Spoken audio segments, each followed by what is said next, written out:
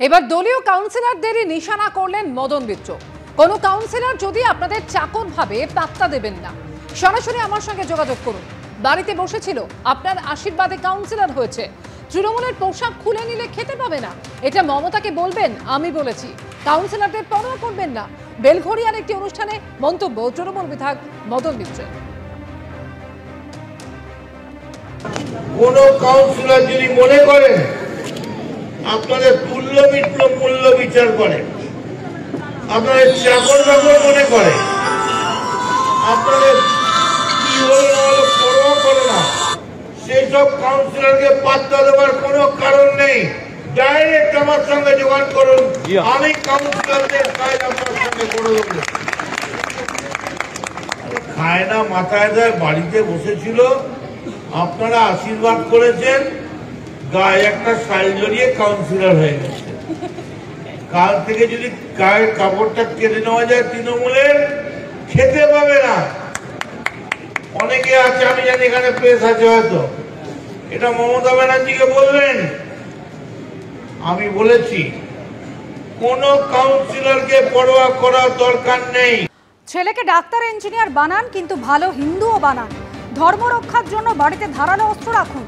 আমাদের ওপর আক্রমণ হলে আত্মরক্ষার অধিকার তো রয়েছে। দিদির পুলিশ বাঁচাবে না, কারণ এটা ফিরহাদ সিদ্দিকুল্লাহদের পুলিশ। হুগলির একটি অনুষ্ঠানে মন্তব্য সুকান্ত মজুমদারের। সংস্কৃতি আগামী প্রজন্মকে বাঁচাতে চান, ছেলেকে ডাক্তার ইঞ্জিনিয়ার যা বানানোর বানান, ভালো হিন্দু বানান, তার সাথে যে নিজের ধর্মের প্রতি সমর্পিত হবে। আর বাড়িতে একটা ধারালো অস্ত্র রাখুন। আপনার ছেলে যদি ধর্ম সংস্কৃতি রক্ষা করতে না পারে, সে ডাক্তার হোক, অফিসার হোক, যাই হোক, ফুটে যাবে, 2 পয়সা দাম থাকবে না, তার উদ্বাস্তু হয়ে অন্য কোথাও চলে যেতে হবে। তাই এখনো সময় আছে, নিজের ধর্ম রক্ষার অধিকার সবার আছে।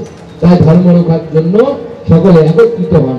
যেখানে যেখানে সম্ভব হবে, ছোট মাপের হোক, এই ধরনের মন্দির তৈরি করুন, বজরংবলীর মন্দির তৈরি করুন। আমরা কাউকে আক্রমণ করতে যাব না, হিন্দু সমাজ কোথাও কোনো আক্রমণ করতে যায় না, কিন্তু আক্রমণ হলে নিজের আত্মরক্ষার অধিকার তো আছে আমাদের। বাঁচতে তো হবে, আপনাকে পুলিশ আসা পর্যন্ত তো বাঁচতে হবে। নরেন্দ্র মোদী বিএসএফ নামাবে, অমিত শাহ নামাবে, সেই অবধি তো বাঁচতে হবে। ততক্ষণটা বাঁচাবে কে? দিদির পুলিশ তো বাঁচাবে না, কারণ ওটা ফিরহাদ হাকিম সাহেবের পুলিশ। দিদির পুলিশ তো বাঁচাবে না, কারণ ওটা সিদ্দিকুল্লাহ চৌধুরীর পুলিশ।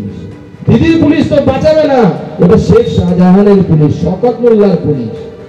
একটা টেররিস্ট যে কথা বলে, একটা দলের রাজ্য সভাপতি বা কেন্দ্রীয় মন্ত্রী সে কথা বলা উচিত নয়। দ্বিতীয়ত হচ্ছে, হিন্দু না ওরা মুসলমান, এর জিজ্ঞাসা কয়জন? প্রথমে আপনারা ভারতীয় তৈরি করুন, মানব তৈরি করুন, মানুষ তৈরি করুন, এই বার্তা আসা উচিত। আমরা যারা ভারতের মানুষ, তারা বিশ্বাস করি সর্বধর্ম সমন্বয়। হিন্দু যারা প্রকৃত, ঠাকুর রামকৃষ্ণ তিনিও বিশ্বাস করেন যত মত তত পথে, বিশ্বাস করতেন। তাই তার বার্তাটাই হচ্ছে বাংলার বার্তা, তার বার্তাই হচ্ছে ভারতবর্ষের বার্তা।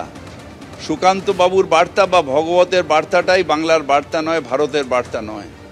তাই মানুষ তৈরি করুন, ভারতীয় তৈরি করুন, ভারতীয় হিসেবে গর্বিত আমরা যাতে সবাই হই সেটা তৈরি করুন। দেখুন, ববি হাকিম সাহেবের কথা যদি আমি ধরি, তাহলে তো হিন্দু সব দেবদেবীর হাতে তো ধারালো অস্ত্র থাকে।